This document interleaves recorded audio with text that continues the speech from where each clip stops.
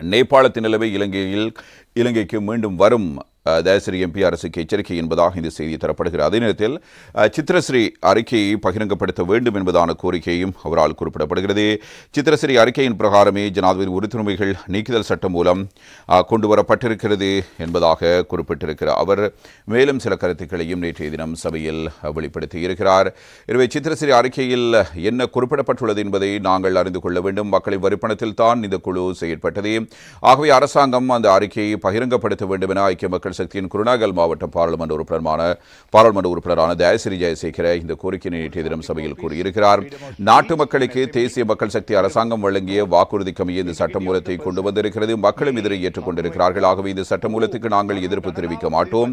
மக்களுக்கு இல்லாத ஏதும் ஆட்சியாளர்களுக்கு இருக்கக்கூடாது என்று தேசிய மக்கள் சக்தி ஆரம்பத்தில் குறிப்பிட்டது. ஆனால் இன்று அந்த கொள்கை மீறப்பட்டிருக்கிறது. பாராளுமன்ற உறுப்பினர்களுக்கு வழங்கப்பட்டுள்ளதை பின்னர் குறிப்பிடுகிறேன்.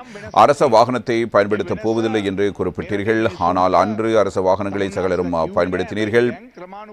வீடுகளை பெற மாட்டோம் என்றீர்கள். ஆனால் இன்று சகலரும் வீடுகளையே பெற்றுக் கொண்டிருக்கிறீர்கள். ஒரு சிலர் அமைச்சருக்கான சம்பளத்தையும் பாராளுமன்ற உறுப்பினருக்கான சம்பளத்தையும் பெறுகிறார்கள். பதவிகளுக்கும் நபர்களுக்கும் இடையில் வேறுபாடு மற்றும் பிரத்யேக மரியாதைகள் உண்டு. இதனை அரசாங்கம் தற்போது புரிந்து கொண்டிருக்கிறது. சித்திரஸ்ரீ அறிக்கையின் பிரகாரமே இந்த சட்டம் மூலம் கொண்டு வரப்பட்டுள்ளது. ஆகவே சித்திரஸ்ரீ அறிக்கையில் என்ன குறிப்பிடப்பட்டுள்ளது என்பதை நாங்கள் அறிந்து கொள்ள வேண்டும். அறிக்கையை சபைக்கு சமர்ப்பியுங்கள். மக்களின் வரிப்பணத்தில் தான் இந்த குழு செயற்பட்டது. ஆகவே அறிக்கையை பகிரங்கப்படுத்துங்கள். முன்னாள் ஜனாதிபதிகளின் நாட்டுக்கான கடுமையான தீர்மானங்களை எடுத்திருக்கிறார்கள். அவர்களை பாதுகாப்பதற்காகவே இவற்றவாறான சிறப்பு சலுகைகள் இதுவரை காலமும் வழங்கப்பட்டிருக்கின்றன என்பதும் குறிப்பிடத்தக்கது. இன்னும் பல்வேறு விடயங்கள் இருக்கின்றன. முன்னாள் ஜனாதிபதிகளை ஏன் பராமரிக்க வேண்டும் என்பதற்கான விடயங்கள். எனவே கடுமையான நேரங்களில் சில முக்கியமான முடிவுகளை அவர்கள் எடுக்க வேண்டி வரும். அவ்வாறு நிலைமை வருகிற பொழுது அவர்கள் பாதுகாப்பாக இருப்பதற்கான நிலைமை உணர்வதற்காகவே இந்த செயற்பாடு முன்னெடுக்கப்படுகிறது.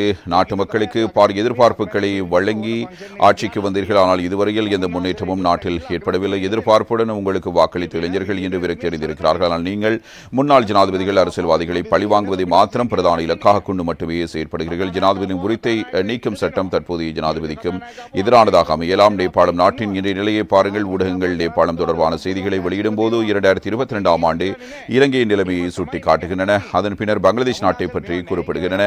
அறகலைய போராட்டத்தின் போது இந்த அரசாங்கத்தின் அமைச்சர்களான சுனில் ஹந்துனேதி லால்காந்த் ஆகியோர் அப்போது பாராளுமன்றத்தை சுற்றி வளைக்க பொழுது வசந்திக்கு வந்தார்கள்.